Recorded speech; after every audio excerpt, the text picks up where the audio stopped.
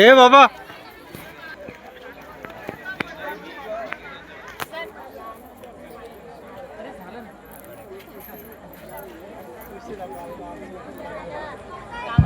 तदा भगवान बुद्धांचा तदा भगवान बुद्धांचा तदा भगवान बुद्धांच्या मी मॅडमना सुद्धा विनंती करतो की त्यांनी सुद्धा प्रतिमेस पुष्प अर्पण करावे.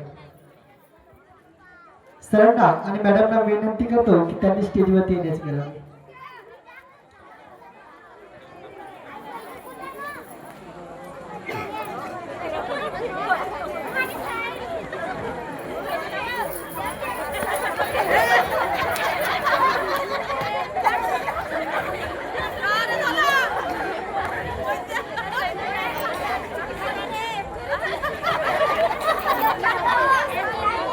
आजच्या कार्यक्रमाचे उद्घाटक माननीय प्राध्यापक सोमेश्वरजी वाचेकर सर यांचे स्वागत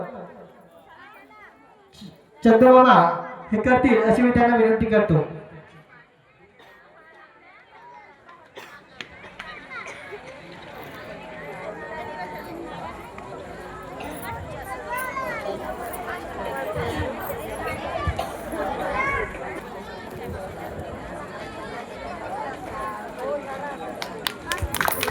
तसे मॅडम यांचे स्वागत चंद्रमामा हे करतील अशी मी त्यांना विनंती करतो.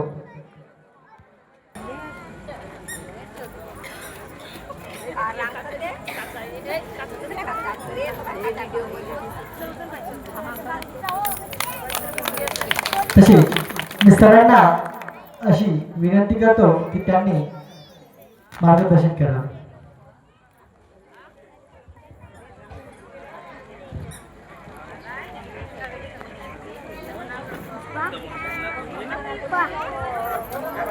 सर्वोत्तम भूमिपुत्र महाकारुणिक तथागत गौतम बुद्ध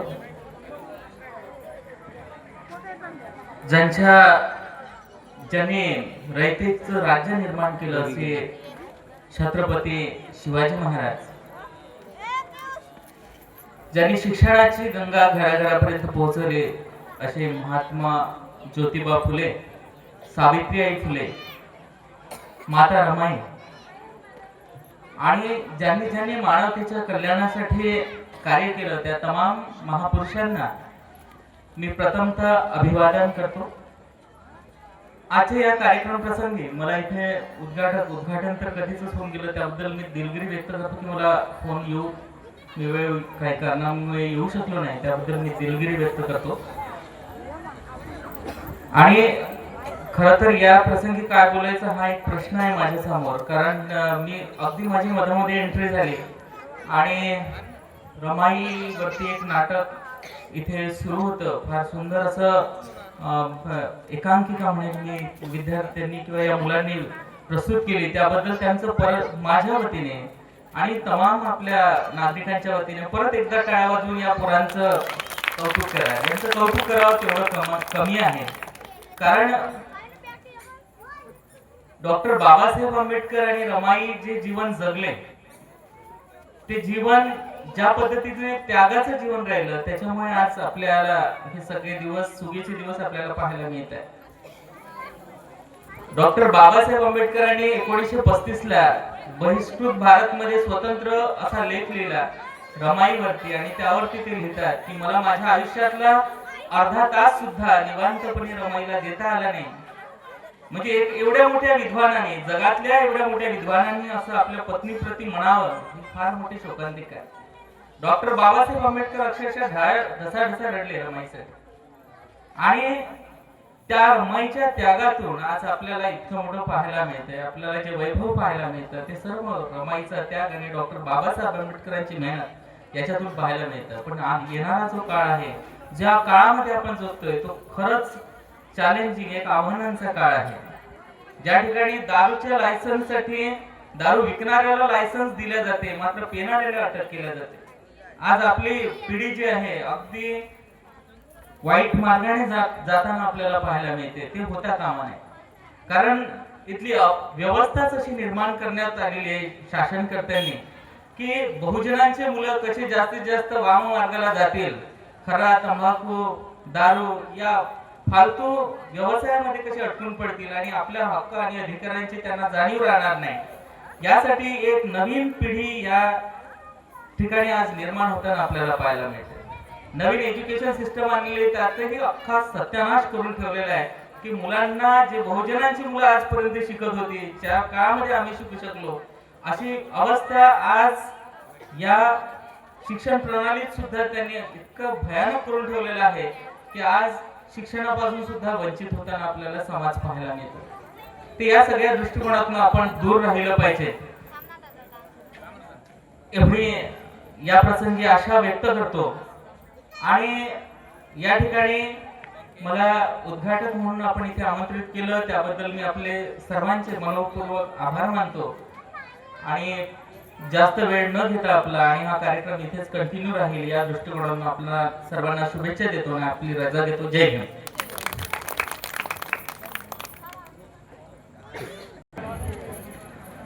सर्वप्रथम या विश्वाला कृतीतून शांतीचा संदेश देणारे, ज्यांनी सर्व तृष्णांचा नाश केला, म्हणून ज्यांना आपण पाली भाषेमध्ये भगवा असे म्हणतो, ते देवाचं कोणतंही प्रतीक नसताना भग्न म्हणजे तोडणे आणि वाण म्हणजे सांसारिक बंधन, अशा तथागत भगवान बुद्धांना, त्यांच्या धम्माला आणि त्यांच्या भिक्खू भिक्खुनी संघाला वंदन करते।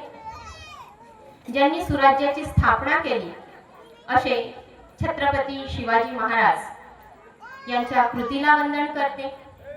शिक्षणाची मुहूर्तमेढ रोवून ज्यांनी सन्मानाचं जीवन जगण्यासाठी प्रेरित केलं, त्या क्रांतीसूर्य महात्मा ज्योतिबा यांच्या विचाराला आणि कृतीला अभिवादन करते।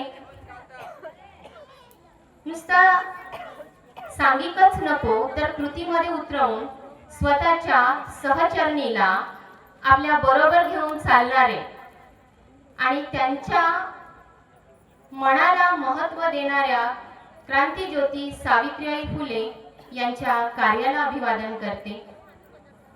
मला सन्मानाने जीवन जगण्यासाठी संविधानिक अधिकार देणाऱ्या, माझ्याही जन्म देणाऱ्या वडिलांपेक्षा कैक पटीने श्रेष्ठ असणाऱ्या भारतीय राज्यघटनेचे शिल्पकार विश्वरत्न डॉक्टर बाबासाहेब आंबेडकर यांच्या विचारांना अभिवादन करते। आणि बाबासाहेब घडावं म्हणून ज्यांनी आपल्या जीवनाचं रान केलं, अशी सर्वांची माता रमाई यांच्या कृतीला करावे तेवढे अभिवादन कमीच आहे, त्या माता रमाईच्या कृतीला अभिवादन करते। मला या ठिकाणी आपण सर्वांनी बोलावलं, विशेष करून मुलांनी बोलावलं। कॉलेजला आले, काल वातावरण खराब होतं, आम्ही येऊ शकलो नाही, पण आज पुन्हा अजून चंदूभाऊचा फोन आला आणि आपला गाव म्हटल्यावर मान सन्मान पाहायचा नसतो, हक्काने बोलावलं तर अधिकाराने जायचं असते। आनंद झाला या गोष्टीचा की जेव्हा तुम्हाला गरज वाटते तेव्हा तुम्ही मला बोलावता। मी किती अडचणीत असले तरी माझे सारे कामं बाजूला टाकून मला इथे यायसाठी मुळीच त्रास होत नाही, उलट आनंद वाटतो। आज आल्यानंतर जे काही बघितलं खूप चांगलं वाटलं की बाबासाहेबांना पुढे जाण्यासाठी त्या काळामध्ये पैसा पाणी काहीच नव्हता, वेळ नव्हता, पण स्वतःच्या लेकरांचा मृत्यूही बाजूला ठेवून ज्या मातेने बाबासाहेबांना उभं राहण्याची हिंमत दिली, ते माता रमाई नाटक इथे सुरू होतं, एकांकिका सुरू होती। खूप आनंद झाला ते सगळं बघितल्यानंतर। मुलांचा उत्साह पण खूप चांगला होता। आम्ही जे आमच्या लहानपणी करू शकलो नाही ते सगळे प्रयत्न मुलं करत आहेत आणि नुसत्या त्यांच्या एकांकिका सादर केल्याने होत नाही। एक विनंती करते, आपण कोणाला पैसा देऊ शकलो नाही काही हरकत नाही, कोणाला वेळ देऊ शकलो हरकत नाही, आपण चांगलं करू शकत नाही हरकत नाही, पण शक्य असल्यास ना जे करतात त्यांना विरोध करू नका। आपण चांगलेही नाही करू शकत ना तर वाईट होण्याच्या भानगडीत पडायचं नाही, कारण इथे येऊन उभं राहण्यासाठी ना खूप मेहनत लागते, 100 हत्तींचं बळ लागते। एवढं साधं नाही आहे की एका ठिकाणाहून बसायचं आणि त्याला विरोध करायचं किंवा टीका टिप्पणी करायचं। खूप मोठी हिंमत असते। लेकरांनी जेवढं काही केलं ना तेवढं करण्याची ताकद आपली 70ही ओलांडून गेली तरी आपल्यामध्ये नाही आहे। अवघ्या 10-15 वर्षाच्या लेकरांनी केलं, त्यांना प्रोत्साहित करा। त्यांना उत्साह द्या आणि एक चांगली परंपरा मागच्या वर्षीपासून आपल्या समाजात निर्माण झालेली आहे की ज्या पद्धतीने मुले पुढे येऊन काम करत आहेत त्यालाच पुढे न्या. एकच गोष्ट इथे सांगू इच्छिते, जर तुमची इच्छा असेल तर. सम्राट अशोकांनी भारतामधून त्यावेळेसचं जे जम्बूद्वीप होतं म्हणजे आताचं जे श्रीलंका आहे त्या श्रीलंकेमध्ये एका राजाने आपल्या मुलाला महेंद्रला आणि मुलगी संघमित्रा या दोघांनाही भिक्षू आणि भिक्षुणी बनवलं आणि धम्म प्रचारार्थ श्रीलंकेला पाठवलं. त्या श्रीलंकेमध्ये आज सुद्धा काय परंपरा आहे माहितीये? आमच्याकडे शिक्षण झालं की नोकरी लागते. आमच्याकडे मुला मुलींचं 20-22 वर्षाचं वय झालं की त्यांचं लग्न होते. पण श्रीलंकेमध्ये आजही जेव्हापर्यंत तुमच्या मुलाने चिवर घेतलं नाही, एकदाही भिक्षू बनला नाही, मुलगी एकदाही भिक्षुणी बनली नाही, त्या मुलीला उभ्या आयुष्यात नोकरी लागत नाही, त्या मुलाला उभ्या आयुष्यात नोकरी लागत नाही, त्या दोघांचंही लग्न होत नाही. एवढे ते लोक तिथे बुद्ध धम्माला महत्व देतात. आणि आमच्याकडे जर आम्ही बघितलं, टीका टिप्पणी नाही वास्तविकता मांडते, आमच्याकडे आजही बघितलं जय 2 ग्लास पिऊन 3 ग्लास पिऊन ना अंगात पुरी बॉटल आणून आम्ही आपला स्वतःचा अपमान करत आहोत, डॉक्टर बाबासाहेब आंबेडकरांचा अपमान करत आहोत की त्यांनी आमच्यासाठी केलेल्या संघर्षाचा अपमान करत आहोत. थोडंसं जिथे आहात तिथे फक्त 2 सेकंद थांबा आणि विचार करा. इतर दिवशी पितो आम्ही, हरकत नाही, पण कमीत कमी 14 एप्रिलच्या दिवशी, बुद्ध पौर्णिमेच्या दिवशी खरंच योग्य आहे? तथागत बुद्धांनी दिलेल्या 5 शिलांपैकी आम्ही शील पाळत आहोत. तुम्हाला मी हे म्हणणार नाही की वयस्कर लोकांनी ह्या गोष्टींमध्ये सुधारणा करावी, पण मी ते सगळ्या जमलेल्या लोकांना एक विनंती करू इच्छिते. तुम्हाला जर शक्य असेल तर तुमच्या मुला मुलींना त्यांच्या आयुष्यातले फक्त 10 दिवस धम्मासाठी द्या म्हणा. वर्षातून एकदा श्रामणेर आणि श्रामणेरी शिबिर होतात, म्हणजेच भिक्षू आणि भिक्षुणी शिबिर होतात. कमीत कमी सुज्ञ आई वडिलांनी आपल्या लेकरांना पाठवा. तिथे जाण्यासाठी तुम्हाला 1 रुपयाही लागत नाही, फक्त जाण्या येण्याची तुमची तिकीट तुम्ही भरायची असते. 10 दिवस तुमचे लेकरं तिथेच राहतात आणि फक्त त्यांना 10 दिवस चिवर घेऊन भिक्षू जीवन जगायला लावा. आणि त्यानंतर बघा तुमच्या घरामध्ये पैसा नसला तरी आनंद किती असतो. ह्या गोष्टींचा अनुभव मी करते म्हणून मी सांगते. ज्या गोष्टी मी करत नाही त्या गोष्टी बोलण्याच्या भानगडीत मी पडत नाही. मीही तुमच्यातलीच आहे म्हणून विनंती करते की जर शक्य असेल तर भंते ज्ञानज्योती यांच्या विहारामध्ये 15 मे पासून तर 1 जून पर्यंत भिक्षू भिक्षुणी शिबिर आहे. म्हणजे भिक्षूंचं शिबिर आहे, वय वर्ष 10. मी तुम्हाला विनंती करते की ज्यांचे मुलं 10 वर्षाचे आहेत त्यांनी आपल्या मुलांना, मोठे माणसं सुद्धा त्याच्यामध्ये सहभागी होऊ शकतात. फक्त 10 दिवसाचा आहे. इथून सरळ कानप्यावरून चिमूर आणि तिथून फक्त 20 किलोमीटरचं अंतर, असं बोलून चालून फक्त 85 किलोमीटर अंतरावर जायचं आणि यायचं आहे. तेवढी तिकीट फक्त आपली आपण काढायची आहे.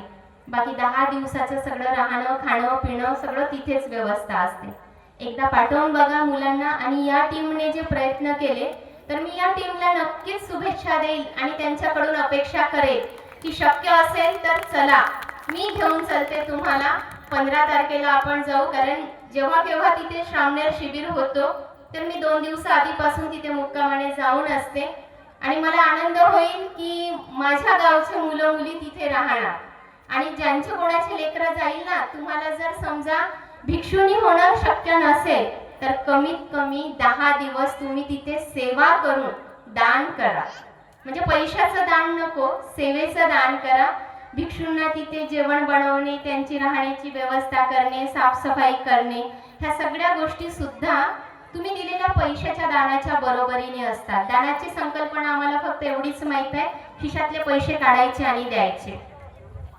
मी आज सिनियर कॉलेजला लेक्चरर आहे, पण सांगू इच्छिते जेव्हा मी भिक्षू भिक्षुणी शिबिरांमध्ये किंवा संघाकडे जेव्हा जाते तेव्हा मी हातात झाडू घेऊन झाडायलाही लाजत नाही, स्वयंपाक वाढायलाही लाजत नाही आणि मला या गोष्टीचा आनंद होतो की 1-1.5 लाख लोक असतानाही भिक्षू संघ मला आवाज देऊन बोलावतो, भीमाताई इकडे या.